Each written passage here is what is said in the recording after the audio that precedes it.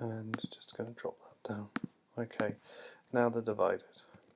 I'm going to give it a bit more space. Now you can see from here I've got about 2 solid squares between the base line of this and the top line of that.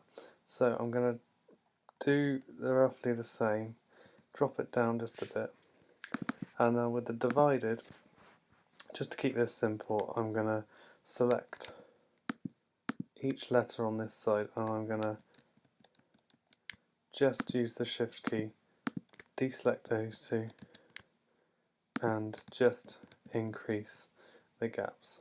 Do the same from here.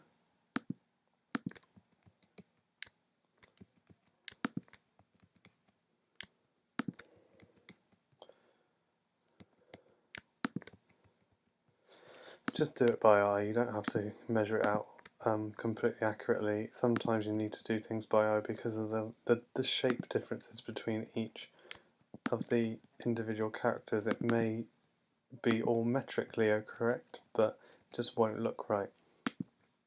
So I've gapped them a little bit. I'll just increase the gap a bit between the D's and the E's,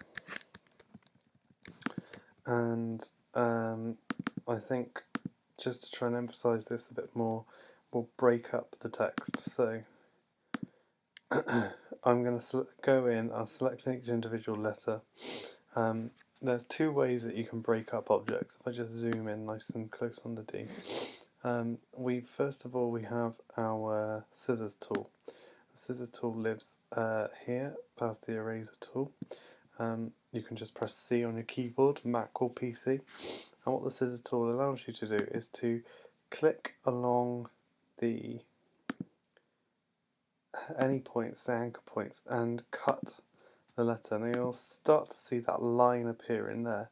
That's where we've broken it.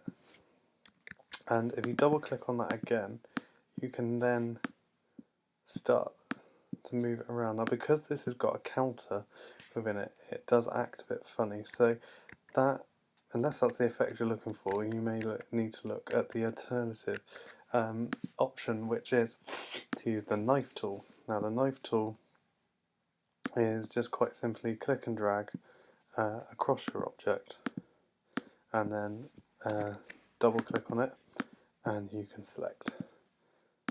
And it might be that you just do it with a little bit more accuracy than that. So the knife tool in this case is going to be better. And if I hold the shift key, it will try and give you like a better line. So just simply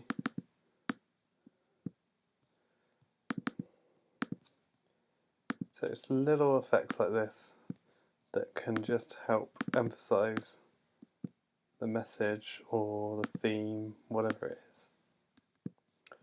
Just go for something, make sure you're actually selected.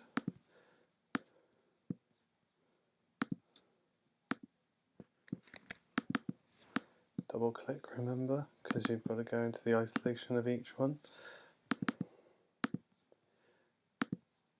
Remember, if you've made a mistake in Illustrator, just Command Z or Control Z for PC. You've got unlimited systems of undo on Illustrator, which is fantastic. Let's move this one up this time. So let's come out and have a look at that. There we go. And then finally the we fall. Let's select this together. Now I emphasised the stand just with an underline, and that wasn't to take a literal. I could have like turned it on its side and make it stand up or stretch the type out, but I didn't want to be too obvious with that.